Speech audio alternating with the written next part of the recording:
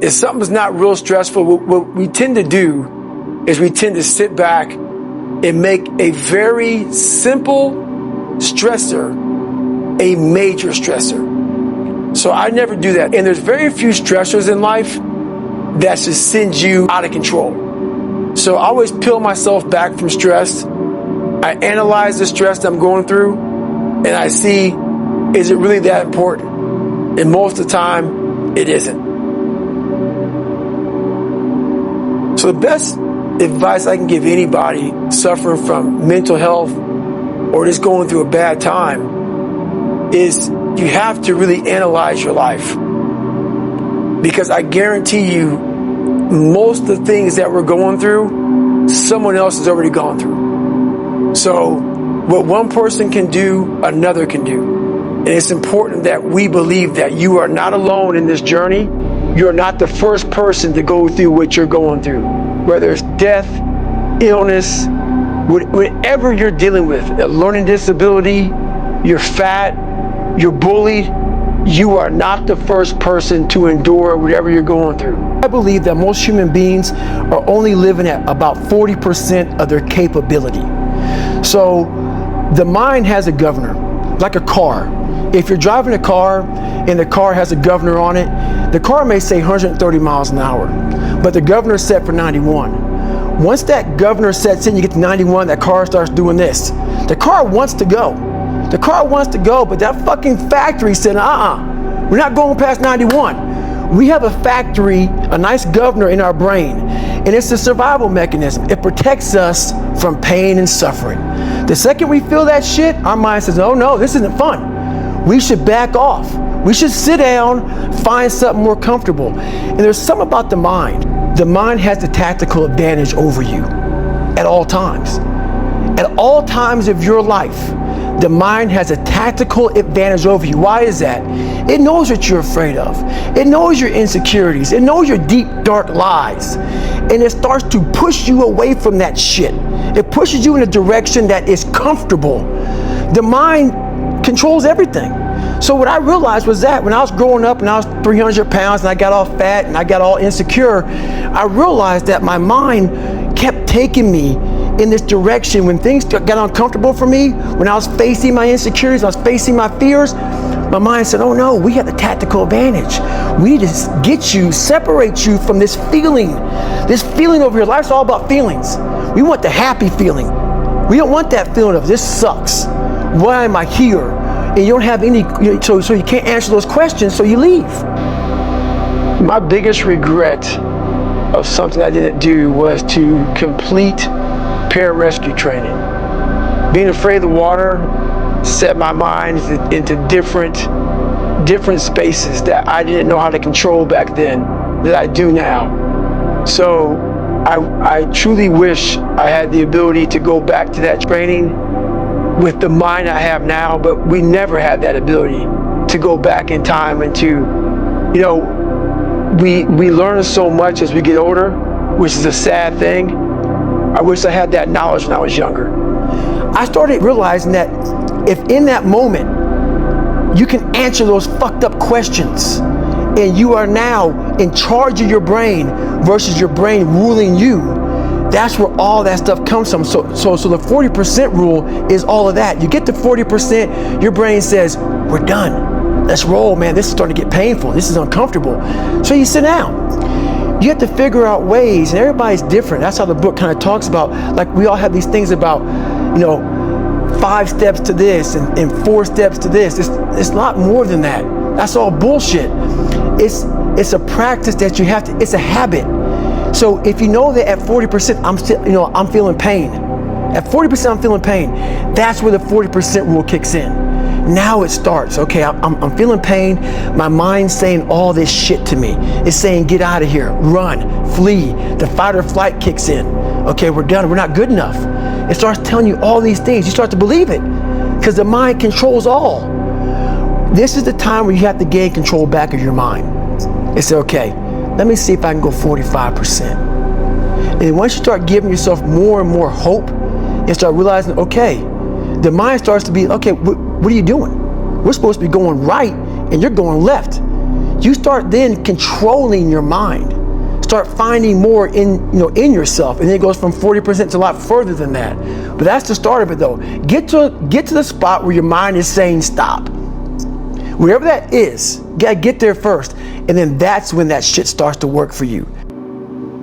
You are just as tough as all the other people that have endured what you are enduring right now. So always stay in the fight. So how I recover from failure is very simple. I don't look at failure as failure. I look at failure as attempts at what I'm trying to accomplish. So let's say I failed the first time. That's just my first attempt. And I have a second attempt and a third attempt. I don't look at it as failure. Because when you start putting a title on different things, names, you start to brand certain things, failure is a big word. But if you're failing at something that's extremely difficult, to me, it's not really failure. It's your first attempt, and through that first attempt, you gain so much knowledge for the second and possibly third attempts, and then you'll finally succeed.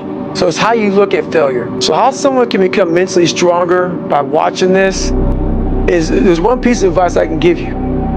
You have to want it. You have to want to be a stronger version of yourself. I can't give you that. That's something that you have to want. You have to have a desire and a hunger and a dog in you that wants to become a stronger human being. I'm okay with going on this easy highway over here. The easy highway has all these fucking signs and shit, directions, how to get somewhere. And you have to first be uncomfortable with how you feel about yourself.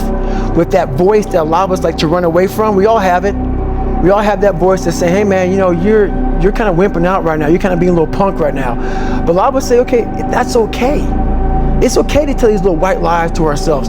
So we first have to face the real you.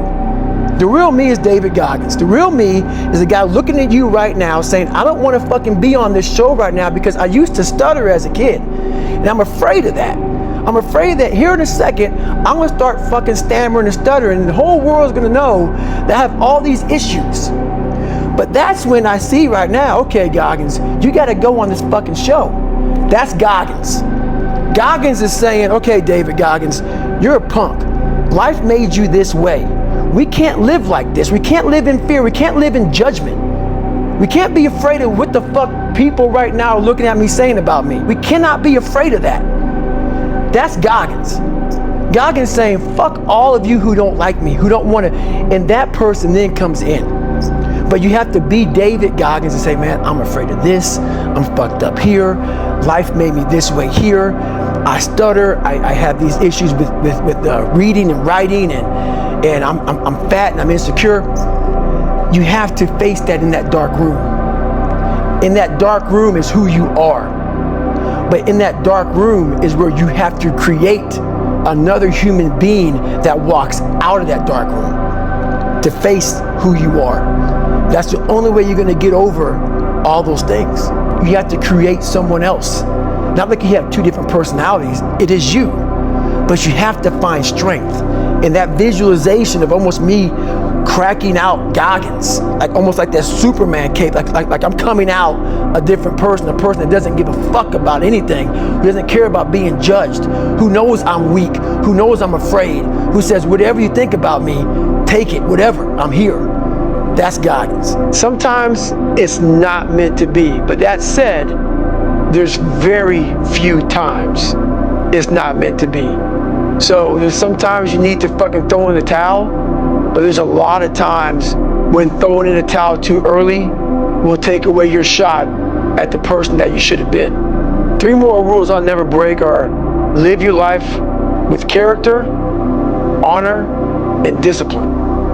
And if you live that way, I guarantee you, your goals and dreams will get accomplished. The darkest point of my life was when I was 24 years old, and I was out of shape. I was lazy, depressed, and how I overcame it was belief.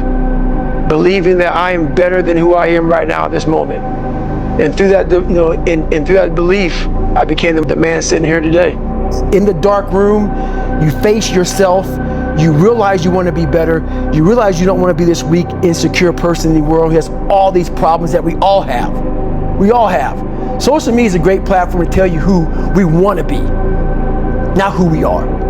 And my junior year in high school, I missed a whole bunch of school, was lying to my mom, had like a 1 point something GPA. I was just jacked up. I mean, I was in one of the worst spots in my life. And my mom was going through a lot of shit too. And she didn't have time to sit back and baby me. Whatever was going on, I was in a bad shape. So I went to the bathroom and I had this weird haircut because I wanted attention. I was an attention getter. I went to an all-white school pretty much. Some of the kids liked me, a lot of them didn't like me, whatever. Didn't fucking matter. I was looking for something. So I would dress differently, crazy haircuts, and I went to the mirror and the reflection in it revealed a lot of bad things. A lot of things that I was hiding behind the saggy pants. And I'm looking at myself in the mirror going like, God, dog, dude, you are something else, man. Like, you have created a character. The defining moment was when I was 24 years old and I was watching that Discovery Channel show, or that show about those guys going through Navy SEAL training. And I had to make a decision to either sit here and continue watching people become great, or to take or to bet on myself and become great on my own terms. I want to be at the cool guy table, and whatever I could do to get attention, I did. And it wasn't me. It wasn't who I was inside, but I was scared for anybody to know who I was inside. So in that accountability mirror, I call it, I got real with myself. And I said, you have a third grade reading level, which is hard to admit when you're a junior in high school, that you copied on every single thing you did because of fear they're gonna put me in a special school. We all know what special means. I'm gonna have a title on myself the rest of my life. And being cool, you don't have a title on yourself. So I started cheating. I was dumb. And people say, oh, you know, you have a learning disability. I had a learning disability, but I realized I was lazy. So I called myself out there. I called myself out every which way possible. I didn't call myself out. I was just honest. I was honest. Look at yourself, man. Look at yourself. And it was that day, and a couple of days after that, I just got real with myself. And every day I came home, I called the accountability mirror. What am I going to do today to change what I see in this mirror? I said, I define success very differently than most, I believe. I don't think success is actually you not struggling or not quitting or stuff like that. I define success by you continuously fighting, by always showing up every single day by whatever's in front of you and putting one step in front of the other, regardless what the outcome may be. You just continue to fight every and any obstacle in front of you. That is my definition of success. What am I gonna do today? And a lot of it was, I stopped sitting with the cool guys. I actually tucked my shirt in and went to school looking like, hey man, this is how I'm gonna look. If you don't like it, so be it. I had to really wear this layer of skin. I had to develop a really callous skin on me to take whatever you're gonna call me, you're gonna call me. Whatever I'm gonna be, I want a geek, but whoever I am, you're gonna see me. You're gonna see me for who I am, because I need to change who I'm not. And that accountability mirror just became raw. And when I became fat over the years, because I fell back in the hole, I called myself fat, because I was fat. And people don't want to do that. They want to say, oh, don't call yourself fat. Don't call yourself dumb. If you're not real and raw with who the fuck you are, nothing's going to change. Having a routine for success is very important, because without having those habits in those certain disciplines in life, you kind of just live life, haphazard. You don't really have the schedule. And with that schedule and with those habits, that's what builds that discipline for you to accomplish your goals and your dreams. And in this nice new world that we live in, we want to hear, you're just a little big. No, man, you might be fat. And it's okay to hear that from yourself and from everybody else. So that's where it started at. And it's raw. It gets ugly sometimes with me in that mirror, but I'm also proud of myself to be able to tell myself that and then fix what's in that mirror. I don't like running, and people don't believe it, but I was a big guy, twice in my life. So hence the reason why I just don't like running, man. It hurts. It's brutal. It sucks going out, and I'm going to be gone for 2 hours, or I'm going to be gone for 39 hours running on a 1 mile track. What the fuck? I'm not crazy, man. That shit sucks. I mean, you know, people put me in this category of, you must be some crazy guy who loves it. No, man. No, that's why I do it, though. That's the only way to callous your fucking brain, man. It's the only way to get hard in life. People take these classes on mental toughness. Like even SEALs, you have the class about visualization, self-talk, eat an elephant one bite at a time, breathing control. Yeah, roger that. You got to put yourself in a hellacious situation. It's a lifestyle. How are you going to react? How are you going to react? Like all that training goes out the fucking door when you're in the fucking cold water and you're fucking miserable, and it's the first hour of 130 hours of Hell Week, and that first wave goes over your head, and you're the coldest you've been in your life, and your mind goes from hour 1 to hour 130. All that fucking self-talk and shit, dude, you ain't thinking about that. You think about getting the fuck out of here. But if you live this shit on a daily basis and you know how to calm your mind down, the self-talk will help. All that stuff will help. But usually we react.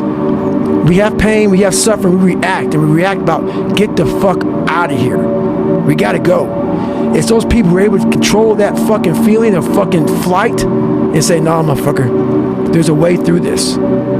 It's not gonna be here forever. I'm not cold right now. I went through 3 of them. I'm not cold now. I'm in a nice warm studio with you. You gotta think about that shit. This shit's gonna end. It's gonna end, but we don't know that. We don't think that at that time it's gonna last forever. And then you get to sit back on Friday with everybody walking across the, you know, back on the grinder, all the 16, 17, 18 guys that graduated Hell Week, and you get a chance to watch these guys victorious. And then you get the chance to think about that. You take that hot, warm shower, first thing that comes to your fucking mind is, why the fuck did I quit? So what keeps me going? I've quit several things. I know what's on the back end of fucking quitting. It's a lifetime of thinking about, why the fuck did I do that? Yeah, I ain't fucking doing that no more. You read a bunch of fucking books and you think that you know how the fucking mind works and shit. I had gone through hell since a kid and then all the way up until now. Right. So I know, so that theory is bullshit. Yeah, there's a lot of good stuff out there you can read from people, but I had lived hell. And when you put yourself in hell, that's the only time you can figure out how the fuck to get through that motherfucker. You can't read somebody else's book about some theory on how to do shit. Some guy who sat up in their nice warm office and wrote some book with a nice cup of coffee in the fucking hand. No, I want to see that guy who immersed himself in fucking hell, and he thought about quitting and leaving, and his wife and his kids, and why am I here? Is it worth it? All this crazy shit. It still said, and found out a way to get through it. Thank you for watching. Make sure to like and subscribe, and we will keep you motivated. See you next time. Peace.